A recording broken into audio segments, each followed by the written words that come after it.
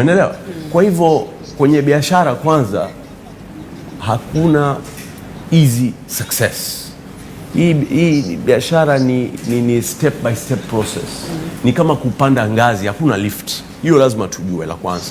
La pili, mfano mimi 1998 Tanzania banks zilikuwa ndogo sana. Nakumbuka Barclays Bank 98 nilikuwa nimeenda kukopa hela kwao.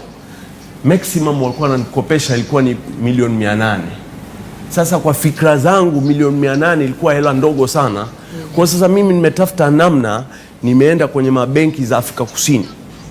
Juzi nimeweza kuraise dola milioni 250. Kwa hiyo ukisema kwa shilingi unaongelea bilioni 600. Kwa riba nafuu sana.